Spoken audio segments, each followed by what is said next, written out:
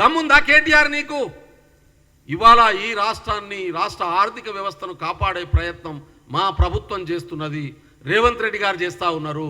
ఒక్క మాట ఇంకోసారి రేవంత్ రెడ్డి గారి మీద కానీ తెలంగాణలో కాంగ్రెస్ ప్రభుత్వం మీద కానీ మాట్లాడితే నాలుకలు చీరేయాల్సిన పరిస్థితి వస్తుంది.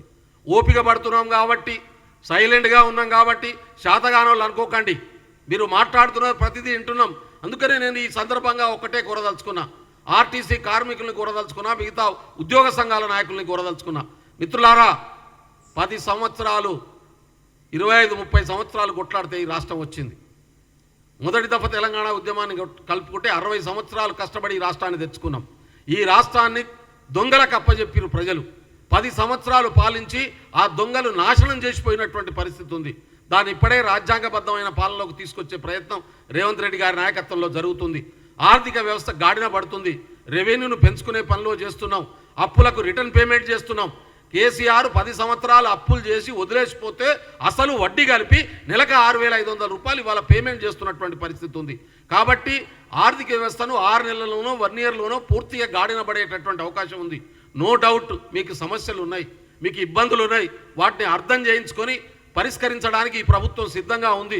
ఒకరోజు ముందు కావచ్చు, ఒకరోజు వెనక కావచ్చు. 60 సంవత్సరాలు కష్టపడ్డటువంటి రాష్ట్రాన్ని కుక్కలు చింపిన విస్తరి చేయకూడదు. ఇవాళ బీఆర్ఎస్ బీజేపీ పార్టీలు చెప్పేటటువంటి ఎజెండాలో పడి వాళ్ళ డైరెక్షన్లో పోయి ఈ రాష్ట్రాన్ని నష్టం చేసే పని చేయొద్దని చెప్పి నేను 2 చేతులు ఎత్తి మొక్కుతా ఉన్నాను కార్మిక సంఘాల నాయకులకు. దయచేసి మీరు తొందరపడకండి, బీఆర్ఎస్ బీజేపీ ట్రాప్లో పడకండి. ఈ రాష్ట్ర ప్రభుత్వం చర్చలు జరుపుతుంది. ఎప్పుడైనా ముఖ్యమంత్రిని కలవచ్చు, మంత్రులను కలవచ్చు, మీకున్న కష్టాలు చెప్పుకోవచ్చు, మాట్లాడుకుందాం, పరిష్కరించుకుందాం, కొంతకాలం ఆగండి అనేటటువంటి మాటను ముఖ్యమంత్రి గారు చెప్తా ఉన్నారు. కేసీఆర్ చెప్పినట్టు ఉద్యోగులందరినీ 48,000 మంది ఆర్టీసీ కార్మికులను ఒక్క రోజులో తొలగించేసిన నేను అని చెప్పేటటువంటి పని ప్రభుత్వం చేయదు. తొందర పడకండి. ఈ ప్రభుత్వం అప్పులో ఉన్నటువంటి ఆర్టీసీని ఇవాళ లాభాల్లో వచ్చేటటువంటి పరిస్థితికి తీసుకొచ్చినాం. ఇవాళ బస్సులు కొనే పరిస్థితి తీసుకొచ్చినాం, రిక్రూట్మెంట్లు చేసుకునే పరిస్థితి తీసుకొచ్చినాం. ఇవాళ ఒక్క స్కీమ్ను పెట్టడం ద్వారా ఆర్టీసీ సంస్థ నిలబెట్టుకొని ఇలా 50,000 మంది ఉద్యోగుల జీవితాలకు భద్రత కల్పించేటటువంటి బాధ్యతను ఈ రాష్ట్ర ప్రభుత్వం తీసుకున్నది. అటువంటి క్రమంలో ప్రభుత్వానికి అండగా నిలబడాల్సినటువంటి నైతిక బాధ్యత కూడా మీ మీద ఉందనే విషయాన్ని ఈ సందర్భంగా నేను గుర్తు చేయదలుచుకున్నాను. అదేవిధంగా ఉద్యోగ సంఘాల చేసి కూడా నేను విజ్ఞప్తి చేస్తూ ఉన్నాను. మీరు మాట్లాడితే టీఆర్ఎస్ అనుబంధ నాయకులు తప్ప మిగతా వాళ్ళందరికీ కూడా ఎన్ని రకాల ఇబ్బందులు పెట్టినరో మాకంటే ఎక్కువ మీకు తెలుసు.